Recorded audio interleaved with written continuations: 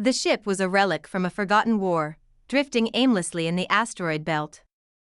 Its hull was battered, life support systems failing, and the only sign of life was a faint cry over the distress beacon, an eerie, haunting sound that carried across the void.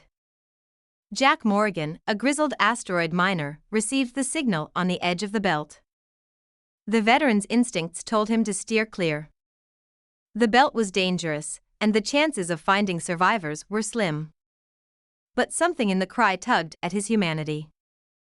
Against his better judgment, he powered up his ship's thrusters and followed the signal. When Jack boarded the derelict vessel, he found her.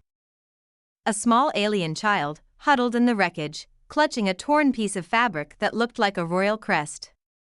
Her skin shimmered with a pearlescent hue, and her large, luminescent eyes glowed faintly in the darkness. She was barely breathing, her frail body trembling with every gasp. Without a second thought, Jack wrapped her in his old flight jacket and carried her to his ship. Jack brought the girl to Terrace Station, a bustling hub at the edge of human-controlled space. The station's inhabitants were a rough and tumble mix of miners, traders, and outlaws. Not the kind of place to raise a child, let alone an alien one. But Jack didn't care. She needed him, and that was enough. He named her Lyra, after the constellation her homeworld might have orbited. Over the months, Lyra thrived under Jack's care. She was an enigma, her abilities unlike anything Jack had seen. She could manipulate light, bending it to create illusions. Her laughter had a strange, melodic quality, like an otherworldly song. Yet, she was still a child, curious and mischievous, constantly getting into trouble. As word spread about the alien girl, Jack found himself under scrutiny. The United Earth Alliance, UEA, sent agents to question him. Xenophobic factions on the station whispered conspiracies. But Jack stood firm. Lyra was his daughter now, and he would protect her at all costs. Lyra's true nature began to reveal itself when a group of alien bounty hunters arrived at Terrace Station. They were a fearsome lot, armed to the teeth and speaking in a guttural language that made the station's patrons shudder. They claimed to be searching for a Zorathi fugitive. Jack recognized the insignia on their armor. It matched the torn crest Lyra had clung to on the derelict ship. Realizing Lyra was in danger, Jack decided to leave the station. He sold his mining rig and used the money to retrofit an old cargo ship into a mobile home. But as they prepared to leave, the bounty hunters attacked. Lyra, in a desperate attempt to protect Jack, unleashed her powers.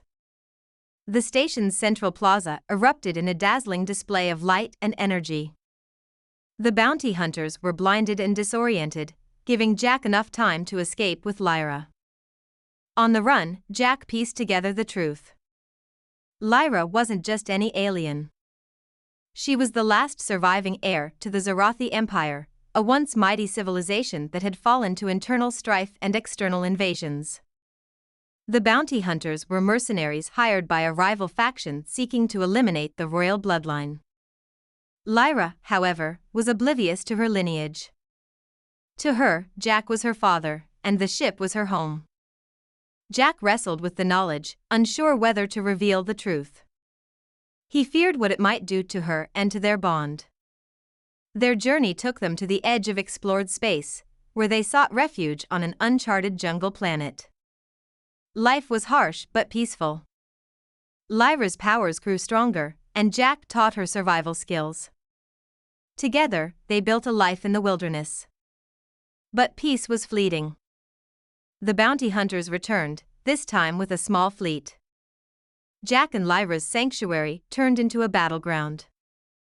With the odds stacked against them, Lyra made a choice.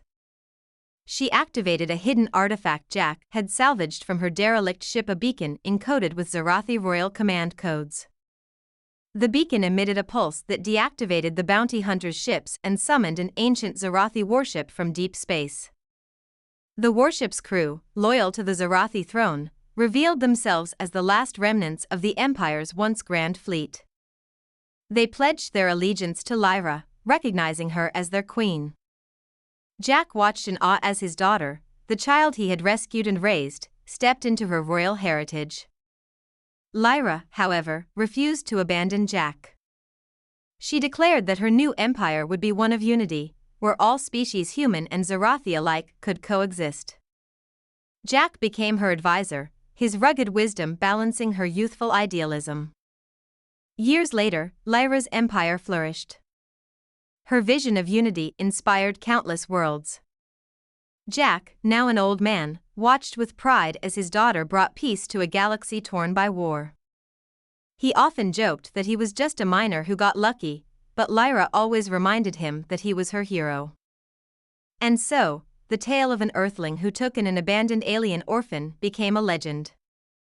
It was a story of humanity's greatest strength, the ability to love, protect, and nurture even in the face of the unknown.